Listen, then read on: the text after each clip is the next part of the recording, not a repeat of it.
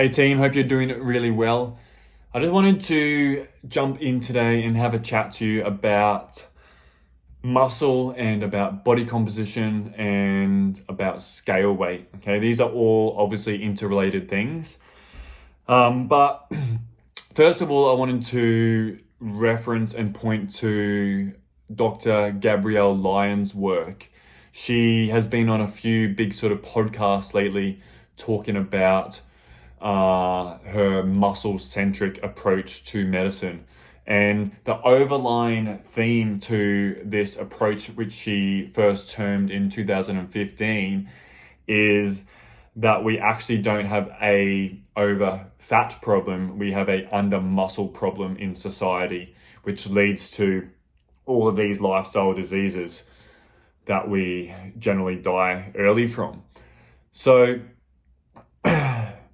what I wanted to first talk about before we actually jump into why muscle is important and how to grow muscle, I wanted to just touch base on another part of body composition, which is scale weight.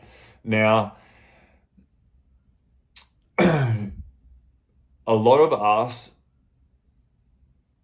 really wrongly so, judge ourselves on what the scales say still in this day and age. Now, we might consciously know that it doesn't determine who we are, but there is still a lot of stigma around our own perceived stories that we tell ourselves upon what a number means, but also probably around society stuff still as well, especially, hanging around, I reckon, from the 90s and beforehand.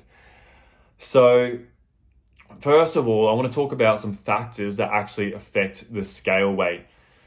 Now, where a lot of people go wrong, first and foremost, with scale weight is that they take a ad hoc number. You jump on the scales and you see a number, and yes, you make it mean something.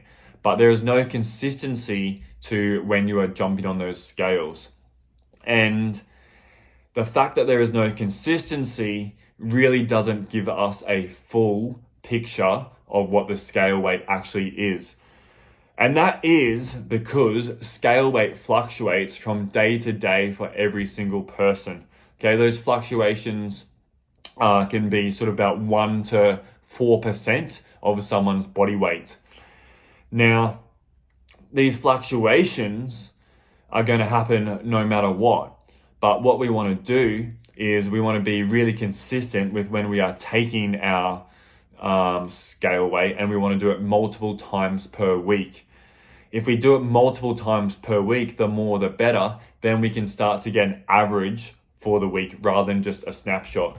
And we want these things to be test reliable as well. So we want it to be able to be replicated in the same conditions, i.e. first thing out of bed at 6 a.m. in the morning, naked, after urinating, for example. So these fluctuations, though, it's important to also understand what causes these fluctuations. So obviously energy in versus energy out, that is our true scale weight. That is what determines our true scale weight. Okay, we all know that. There's a lot of things that also affect that. Okay, so other things that affect the scale weight in any acute point of time is hydration. So how much water is in your system. If you're even a little bit dehydrated, that's going to definitely affect the scales. How much salt is in the system. Okay, a little bit of salt is good in your diet because it actually helps you hold on to water, but that's also going to affect scale weight. How many carbs you had the day before. Okay, that's not making carbs good or bad. Carbs just will turn into glycogen, which is stored in your muscles and your liver. So someone that is on a very or next to no low carb diet will have very small muscle glycogen, whereas someone that has been eating a lot of carbs, especially if they've been strength training, will store more glycogen in their muscles and in their liver. And this can be up to, I believe, about 500 grams in total. Whether you've had a bowel movement or not will obviously make a big difference to scale weight. But then there's also this underlying sort of thing that is sort of talked about but not really understood, and that is the effect of stress on your scale weight. So if things aren't moving well and diet has been really, really on point, sleep is on point, that would be the first two things I would be looking at. Sleep and diet would be overall stress. Now, overall stress itself does not make you hold on to weight. Essentially, it's not like you get stressed and you put on weight. But if you stay there long term, it is going to increase cortisol long term. So let's say your whole output of cortisol should be this amount for the day. It's a curve, and then all of a sudden it's up here constantly for the day. Okay, that is actually going to drive inflammation up. And when we drive inflammation up, okay, that pulls more water and helps you and makes you hold on to more water. So the water retention is higher. And guess what? That's going to increase your scale weight. And the thing with inflammation, it comes from chronic stress, i.e. cortisol, but inflammation also increases cortisol again. So it's this vicious feedback loop. So that is one thing to be aware of, and one reason why we always try and finish our training sessions, especially pack strength, where we do more conditioning, with some slower type movement, trying to bring things back down to more of a baseline level. And this baseline level is we're trying to promote what's called your parasympathetic nervous system, which is where recovery takes place. So we want training to be the acute stress, but we only want it to be acute. We don't want it to add to your chronic overlying life stress, okay? Because that can lead down a rabbit hole that I just spoke about. So these are all things that affect scale weight. And if that inflammation story is you, that chronic stress, the biggest things are to start trying to find ways to manage your stress. Okay, it's not to lead a less stressful lifestyle, that might help, but find ways to manage it.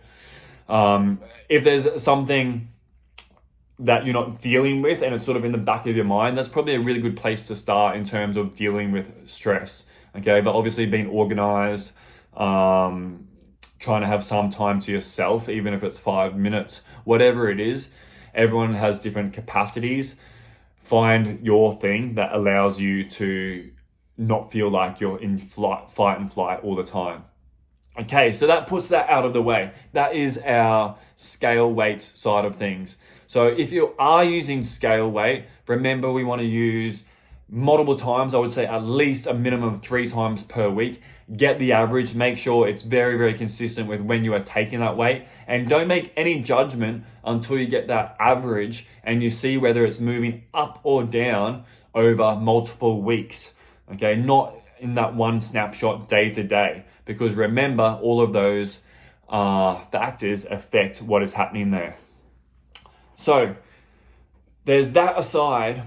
But now we're talking about muscle, okay? Like I said, Dr. Gabrielle Lyon has been on a whole heap of podcasts, really big podcasts lately, talking about this muscle-centric medicine system. And it's the premise that we are under-muscled and under-strength, okay? And this is leading to all of these lifestyle diseases that we have, even more so than being over-fat, okay? So without getting into the reasons why, what I want to focus on is how you can make sure that you are putting on muscle over time and getting stronger, which is going to be the biggest key to longevity as we age. Okay, whether we're 25 years old or whether we're 75 years old, it doesn't matter. Muscle is king. So first and foremost, on a training side of things, if you are participating in any of our training consistently, you should be covering any of these 3 bases, okay? So you don't really need to worry about it, but it is good for you to know that we are covering these bases for you, and the stimulus is there for you to get stronger and put on muscle. Hopefully you have already found that you are putting on muscle. So there needs to be, there's 3 different mechanisms in terms of training that allow us to put on muscle. One is mechanical tension, This is basically heavy stuff that is hard to move. Okay, so think heavy deadlifts, squats, handstand push-ups, whatever it is. Okay, sort of lower reps, things that are hard to move. Okay, we cover that with all of our main movements. Metabolic stress. So this is more Bernie type training that feels like you get a lot of lactate in your muscles. Okay, so it's when we generally do higher reps and you get that real burning feeling. So the heavy stuff where you don't get that burning feeling is still contributing a really important pathway to muscle growth, as is that really burning feeling. Okay, and then the last way that we can stimulate some muscle and strength gain is through tissue breakdown. And this essentially comes from big ranges of movement, i.e. lengthened ranges of movement under load. So think about doing a deep squat, okay? Going down nice and slow, hitting a really stretched position in that bottom position, or doing a dumbbell fly, getting that big stretch. Okay, so it's like that stretch feeling, but with load. So we cover all of those three bases, like I said. You just need to turn up and be consistent and make sure that you're tracking your stuff. So over time, you can have that stimulus. And then on the diet side of things, to ensure that the stimulus is actually having to be used and you're adapting and actually putting on muscle and getting stronger, the main thing is protein.